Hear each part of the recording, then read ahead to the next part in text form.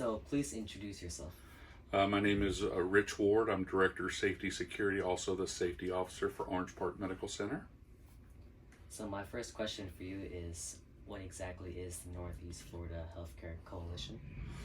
Okay, the coalition is a consortium of all the local hospitals, emergency managers, private and public ambulance companies, so that we plan and talk to each other on a monthly basis, and that is the culmination of our annual drill. So why is the Northeast Florida Disaster Drill performed?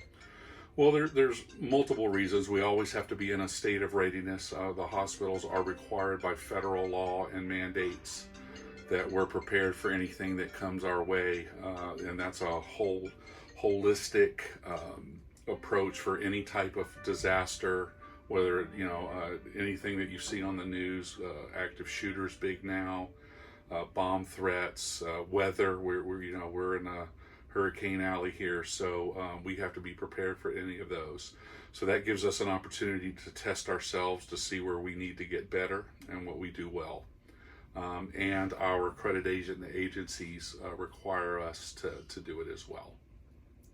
So has anything gone wrong in the past Northeast Florida disaster drills?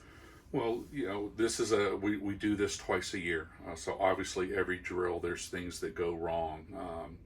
The idea is not to have the same things go wrong each drill.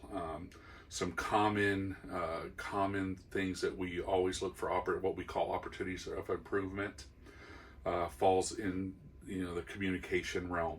Whether are we talking amongst ourselves at the hospital, or receiving good information from the county, from the state. So there's always those type of issues. We try to narrow those down. Then the hectic chaos and the type of events that we deal with. We've had incidents where when I say lost a patient, it doesn't mean that they were lost and we never found them. They just got lost in the system. We had them somewhere in the hospital, and we had to go find them and get them to the right place.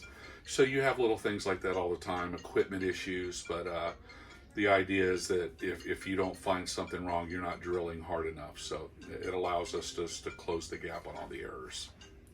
So how long does it take for the doctors that are unaware of this drill to notice that this drill is fake?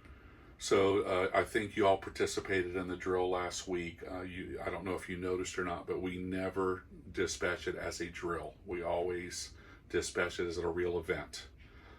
As we get everybody going, we'll start announcing that it's a drill, and we'll start looking for our objectives. But we never announce. Everything is always as a real event, so that we get people moving.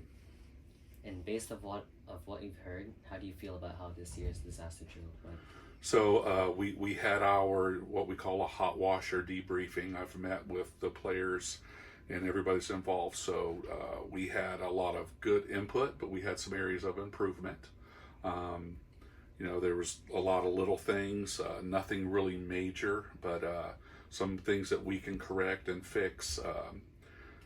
For your project, if you're not aware, the COVID, 2.5 years of COVID has really slowed a lot of things that we did on a regular basis over the last 2.5 years, i.e. training, getting people together was very difficult.